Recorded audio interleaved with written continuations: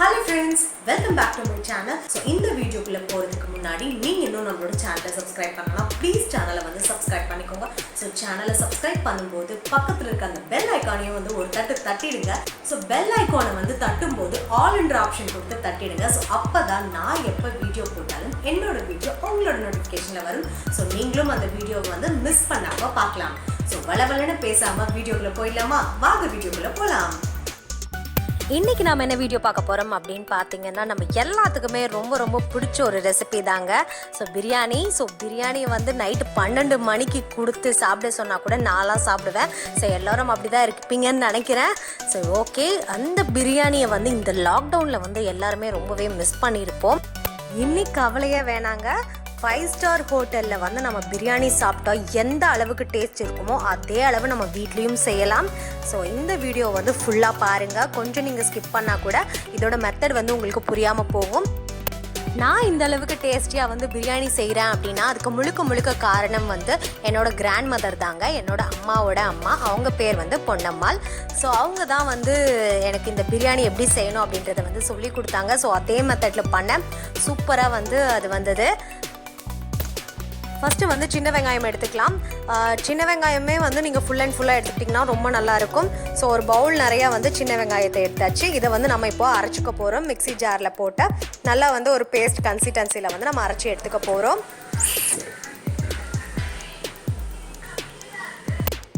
4 medium size தக்காளியை எடுத்து நம்ம அதே மாதிரி வந்து பேஸ்ட் கன்சிஸ்டன்சியில் வந்து அரைக்க போகிறோம். இப்போ நான் சொல்கிற அளவு பார்த்தீங்கன்னா 1 kg biryani rice plus 1 kg சிக்கனுக்கு வந்து நான் சொல்கிறேங்க. ஸோ இந்த அளவு வந்து நீங்கள் பண்ணிங்க அப்படின்னா கண்டிப்பாக உங்களுக்கு சூப்பர் டேஸ்ட் கிடைக்கும். ஸோ இப்போ நாம் பார்த்திங்கன்னா ஒலை வச்சாச்சு. நம்ம பாஸ்மதி ரைஸை வந்து சாதம் வடித்து பிரியாணியில் போட்டு கிளற போகிறோம். இப்போது தேவையான அளவு ஆயில் ஆட் பண்ணிக்கலாம்.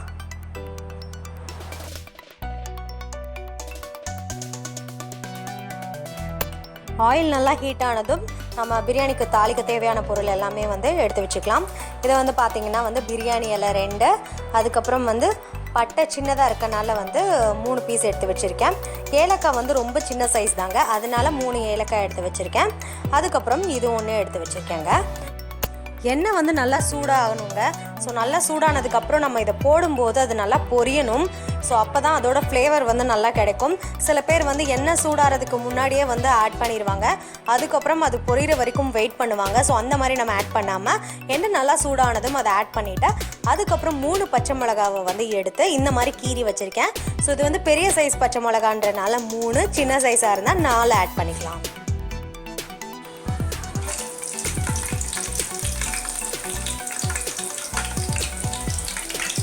இது நல்லா பொரிஞ்சிட்டு இருக்கும் போதே நம்ம அரைச்சி வச்சிருந்த அந்த வெங்காய பேஸ்ட்டை வந்து இது கூட ஆட் பண்ணிக்கலாம். இந்த வெங்காயம் பார்த்தீங்கன்னா வந்து நல்லா வதங்கணுங்க. ஸோ அப்போ தான் வந்து நம்ம பிரியாணியே வந்து நல்ல டேஸ்ட்டில் கிடைக்கும். நல்லா அந்த பொன் நிறமாக வர வரைக்கும் வந்து நம்ம நல்லா வதக்கி விட்டுக்கலாம்.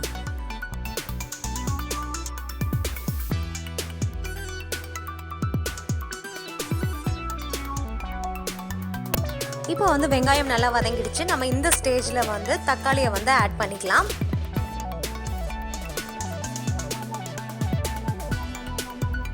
இப்போ தக்காளியும் நல்லா வதங்குற அளவுக்கு வந்து நம்ம நல்லா வதக்கி விட்டுக்கலாம்.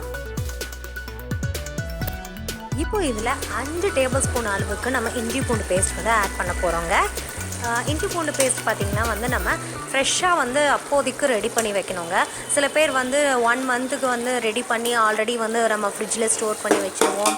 ஸோ அதெல்லாம் வந்து எடுத்து யூஸ் பண்ண வேணாம். நீங்கள் பிரியாணி பண்ண போகிறீங்க அப்படின்னா கண்டிப்பாக வந்து அப்போதைக்கு ஃப்ரெஷ்ஷாக ரெடி பண்ணி யூஸ் பண்ணுங்கள்.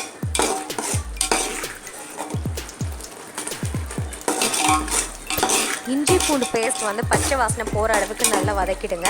அதுக்கப்புறம் 1.5 கைப்பிடி அளவுக்கு வந்து மல்லி, அதுக்கப்புறம் 1.5 கைப்பிடி அளவுக்கு வந்து புதினா நல்லா வாஷ் பண்ணி சாப் பண்ணி எடுத்து வச்சுக்கோங்க.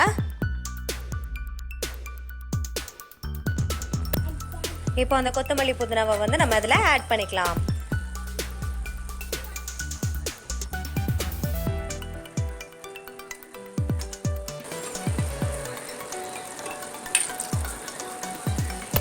இதுவும் நல்லா வதங்குற அளவுக்கு நம்ம நல்லா வந்து வதக்கி விட்டுக்கலாம்.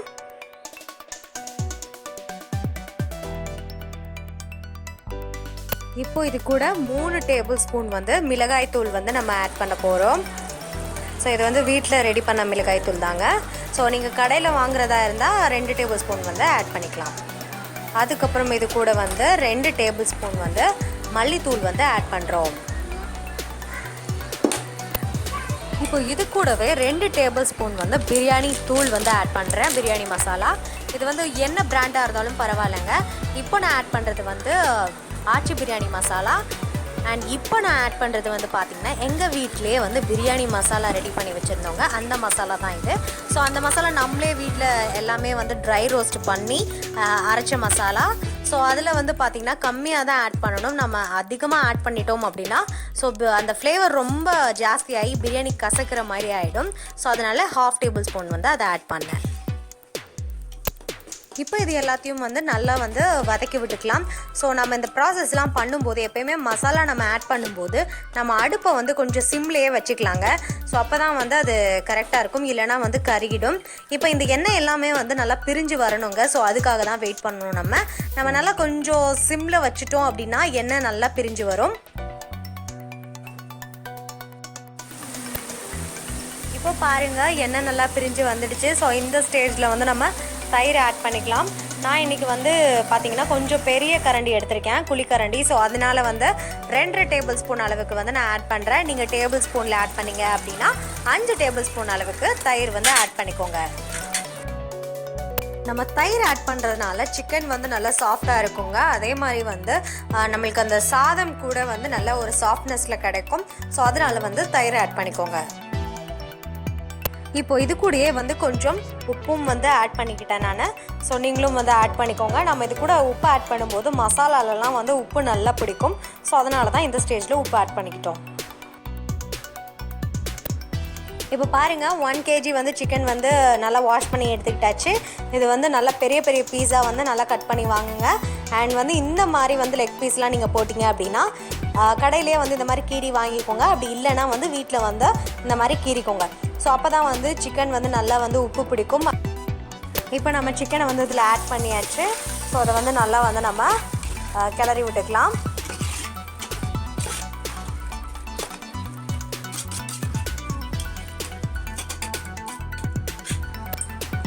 இப்போ இது கூட கொஞ்சம் தண்ணி ஆட் பண்ணிக்க போகிறேன். ஸோ நல்லா சிக்கன் வேகிற அளவுக்கு வந்து நம்ம தண்ணி ஆட் பண்ணிக்கணுங்க. ஸோ அப்போ தான் வந்து சிக்கன் நல்லா வேகும் அண்ட் அடி பிடிக்காமையும் இருக்கும். இப்போ இது கூட இன்னும் கொஞ்சம் தண்ணி ஆட் பண்ணி இதை வந்து நல்லா வந்து வேக விட போகிறேன். இப்போ இந்த ஸ்டேஜில் வந்து நம்ம உப்பு ஆட் பண்ணிக்கலாம். ஸோ உப்பு ஆட் பண்ணுறது வந்து வீடியோவில் வந்து ஷூட் ஆகலை. ஸோ அதனால் வந்து உப்பு ஆட் பண்ணதை காட்ட முடியல. ஸோ நீங்கள் வந்து உப்பு ஆட் பண்ணிக்கோங்க. நம்ம வந்து உப்பு ஆட் பண்ணும்போது நம்ம இந்த கிரேவியில் வந்து பார்த்திங்கன்னா 1 கல் உப்பு வந்து கூட இருக்கணுங்க. அண்ட் நம்ம சாதம் வந்து பாஸ்மதி ரைஸ் வந்து வடித்தோம் இல்லையா, ஸோ அதில் வந்து பாதி அளவுக்கு வந்து நம்ம உப்பு போட்டு வடிச்சிருக்கணுங்க. இப்போ வந்து ஒரு மூடி போட்டு இதை மூடி வச்சுடுங்க. இது நல்லா வந்து வேகட்டும்.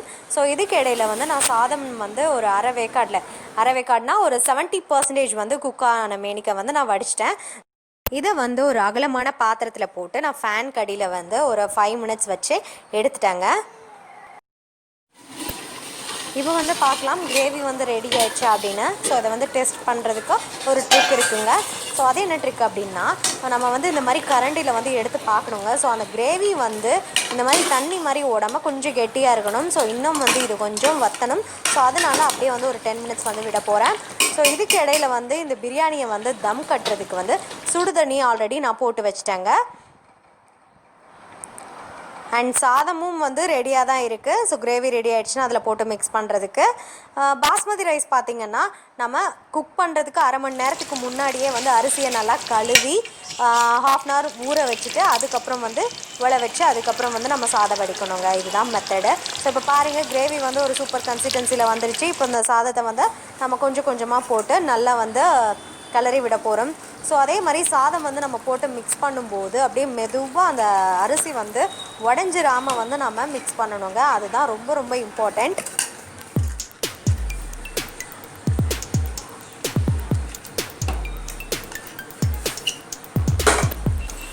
இந்த மாதிரி நம்ம மெதுவாக வந்து மிக்ஸ் பண்ணணுங்க. சாதம் வந்து கொஞ்சம் கொஞ்சமாக வந்து ஆட் பண்ணி நம்ம மிக்ஸ் பண்ணி விடணும்.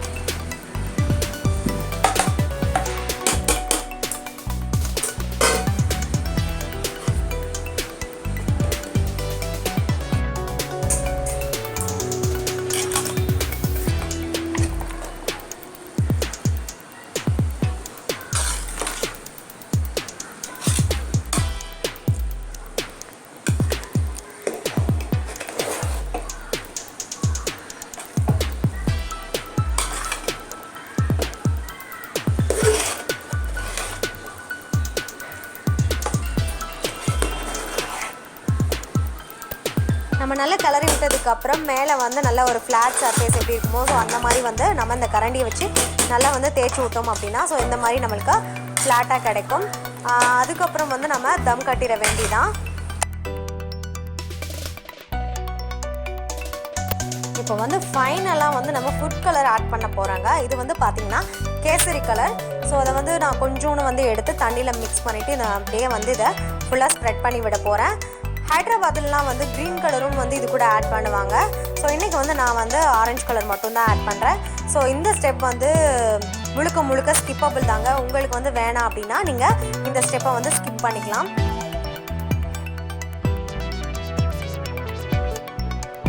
ஸோ நம்ம இந்த கலர் ஆட் பண்ணுற மூலிமா நம்ம சாப்பிடும்போது ஒரு சாதமும் வந்து ஆரஞ்சு கலரில் இருக்கும்போது அது பார்க்கவே வந்து அவ்வளோ அழகாக இருக்குங்க. ஸோ அதுக்காக தான் இதை ஆட் பண்ணுறது. இதுக்கப்புறம் வந்து நம்ம ஒரு மூடி போட்டு இதை மூடி வச்சுட்டு அந்த சுடுதண்ணி போட்டு வச்சுருந்தோம் இல்லையா, ஸோ அதை எடுத்து இதுக்கு மேலே வைக்க போகிறோம். இதுக்கப்புறம் வந்து நம்ம நல்லா ஒரு கிளாத்தை எடுத்து ஃபுல்லாக வந்து அந்த காற்று வந்து போகாத அளவுக்கு வந்து ஃபுல்லாக வந்து நம்ம சுற்றி வச்சிடணுங்க. அப்போ தான் வந்து சூப்பராக வந்து தம் பிடிக்கும். ஸோ நம்ம தம் போடும்போது அடுப்பை வந்து அப்படியே வந்து சிம்மில் வச்சுருங்க. ஒரு 20 நிமிஷம் கழித்து நம்ம ஓப்பன் பண்ணோம் அப்படின்னா நம்மளுக்கு ஸ்டார் ஹோட்டல் ஸ்டைலில் ஒரு சூப்பரான சுவையான பிரியாணி ரெடி ஆகிடும். ஸோ அவ்வளோதாங்க.